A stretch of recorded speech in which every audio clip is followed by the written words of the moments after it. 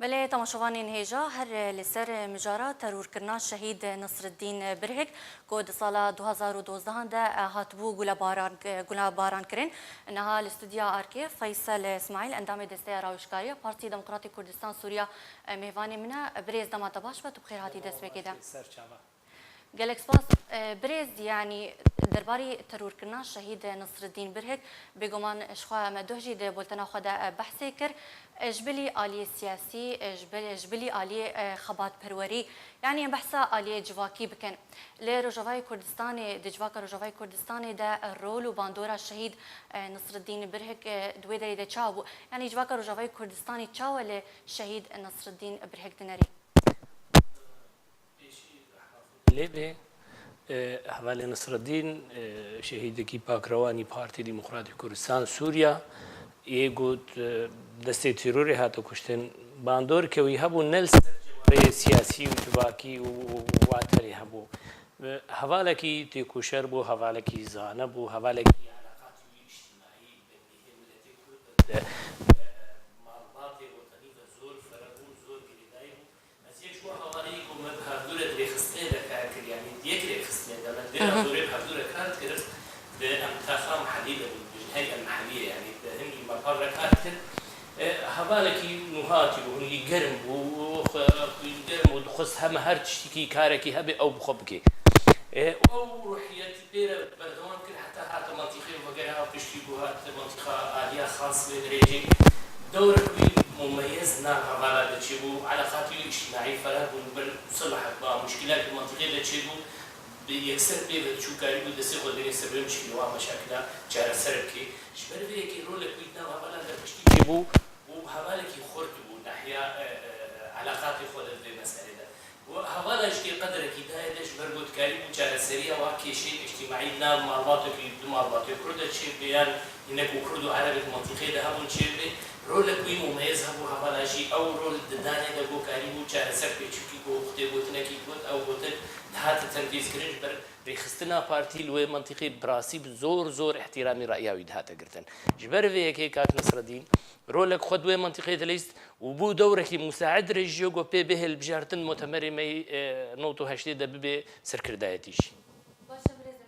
هاتا راوستين هفكارين ما آمده كرنا راپورتك درباري كسايات درباري الشهيد نصر الدين بري كمي تماشاكن جارك ديوه گرين دا ام جارا خبر دوام بكن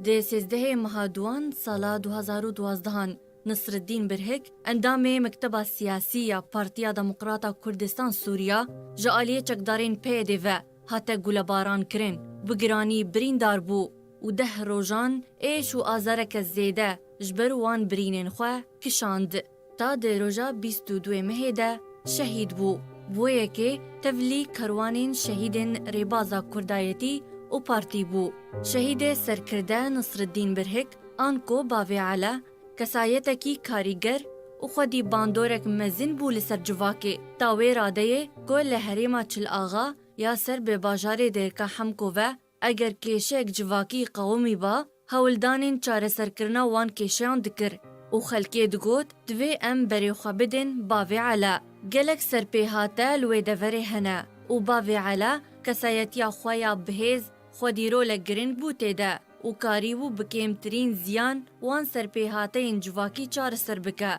لوما هوال هوگر کس و کارین باوی علا هر دم ده جوات و شو بوهرکن خوده بحثا رول و کارگریا و والهیا کو شهید نمر نصر الدین برهک لدوف خواهشتیا دکرن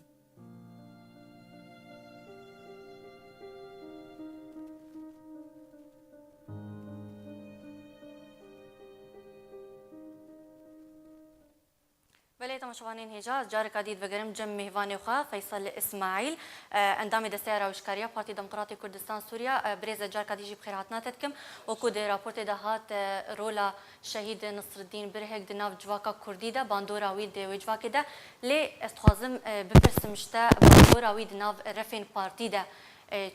بحثا خدمتا وی بکم درباری دوزا کردی ده چه خدمتا وی هبو چاره سریا کشیان ده چه بهتر رول و باندوراوی هبو پیشی مگوت نافذ مگو وقتی عمل حدود دراز ولی ما بهدور کرد که خورده کی گنج و گرم بو کاری کی خواست خراج بدل حال سی کار بکی براستی خورده کی جماعات کی بو عائله بی همیشه بشتاری همون منطقه بشتاری بو کاری بو خدمت کی بودی جبر وی کی مع ابو علا منطقه خود رو لگه اجتماعی لیست وقتا مگو چاره سریه همی کی شی منطقه هات کرن دنا فلاح وملاكي دبنا يعني دنا عندك معلومات كردان او چاره سری وقتا او علام شو هوالاش بيشتغلني ويذكر كاريون وين مشكله ويبروزي حل بك كاريون دست خدينا سر بوتنا بو بارتي بوت دريا السكر ده كان نصردين او بوتن بو بريرا هذا المعلومات والحل تكرم والتزام بيت كل حتى اجار شيء كيشن جي قال كي آسيبون وقتا دست خصنا وكيش ده حل تكر جبر بدل باكي كي بدل سورجي كي كرديني كي اف تكر يا ديد مسائل رخصتني دجي حوالي نصردين ويد لجنة منطقي دجي بهدوله كاركر دوله دجي كي دائما بروجي مشكلين منطقي كيم هاتنا ناب هي امي حزبي جبر بري جووري هيئه او مشاكل منطقه خد حل كرن بهتر بروجيت هذا تعليق وجبر قلت ما أبقي محل كريا نو أبا أم تجارة يعني ند كتواري وأم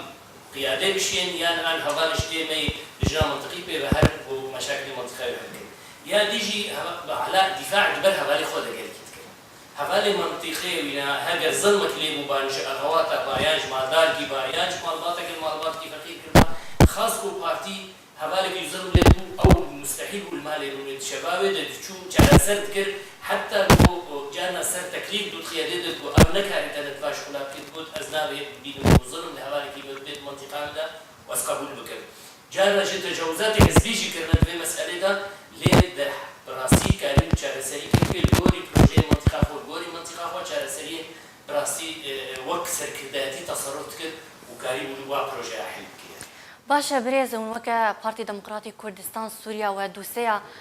ترور كرين وشهيد كرنا نصر الدين برهك وتشج دوسيا ويكريا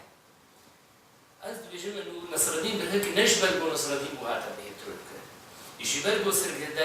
سركردايتي كي بارتي بو ايغو مبادر بو كاري خدا ندما هيفيا بريرا قيادي بو كار كي هرتم مبادره كاري خدا تكر بو بروجي كي بارتي بيش دبي جبر بيه كي وقتا بري وري ترور كرينش كي تبيرا من المنطقة كوشراتا بوتنا بود بو كشي بو بورا كشي كرد الببري أزوي دسي ببري أفيش قلني بو أمزانن إنه جبر بو بروجيك ويهبو لهذيا بريرا قررنا هكذا ظلمك الحوالك ما بيقول جيكي أو شو دو منطقة خد حيف لدهلان وتولاوي دهلان وكاجر تكر ونهي الظلم للربازي ببي والخلقي ما بي وهبال الدوسي ما بي جبر بيه كيشكي نصر الدين برهك بو آرمان جوار كسين بو ببينن رأيها مخالف أبو لكن يقول تخازن خلقت ليش يمكن يقول تخازن نهي الخلق كارب كجواتني بيبا أو جديد نوي عرقلام مشروعي واكي جبر عرقلام مشروعي وانا بي هندك شخصيات المميزة منطقة مدى هاتنا تيروكرين وهندك هاتنا مذاكرين بابي علاء أبو مشعل تم أبو هبالي ببازار دور سنة تغيب ويعتانها جبر بو أغانا عرقلاجي مشروعي بو آنها السرساحي شيء دي أبيجو خيك آلي يشتني يبو خلك زوري بتفنجي حكم تكن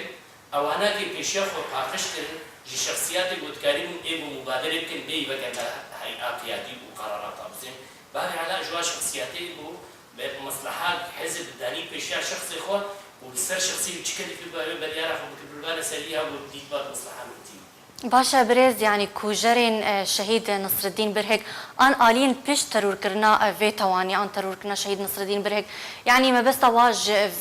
في تواني تشبو الجوري نرينا تا يعني بشهيد كرنا شهيد نصر الدين برهك يعني جهنم ما بس تاخا نتني السلم عليه نصر الدين برهك يعني بنام قلت عندك شخصيات نديش كهاد نترور كل واستبعاد كرت شي شخصية كي مميز المنطقة خدا وجعل بان وكار كر وخلق دير كده داي ومجتمع حجيت كر أفاخل كضغطك لكن يان جوري ذكري يان بوكوجن يان تغيب كن إيجو برفضان كر وإيجو ظلم وزور قبول كر بو برشت بدوي أقدام لا تأخذ من دفاع من لا تأخذ كن أو شخصياتي وأنا كي بهتر إيجو هذا نتيرور كر وكمشعل شارعي ده دفاعي كر وكي كان نصر الدين مختار كوشراتا وبوتن بود وكي مختار ديتي الخطاب أخذ بيشيا أنا ده بارتي ده بشا مقري بارتي قلت ناخذ اختار قلت ام قبول ناقن خلق كشكي ميت دوز صالي ببن الشرع وهكذا خلق قبول ناقن بو جنجي ما ببن تيرور بكن از قبول ناقن بو خلقين ببرين ببدن مناطق مناطق كرديان تيدا شركن شبر هيك اواناك خص شخصياتي مميز بدنا عليك ليه بصدا وبهزاره جنجي ما ايجو دركتنا دربي ولا شبر بالبروجي خلقت ضغطك زور ملتي ما كان يدفع يقول حصار سوا اقتصادي تشكرن ايه على فقيركن ايه دانا قرتن ايه ظل واكن ايه جوا فاصلا ايه زارجاش قال لك مثلا اني نشرحي حتى كان بروجي خد ليه دسبيكا بروجي جو دسبيكا شخصياتنا خاندين قاندن اوتيرو فیصل اسماعیل اندامی دسته راوشکایی پارتی دموکراتی کردستان سوریا زور سپاس میوانی مبول استودیو آرکی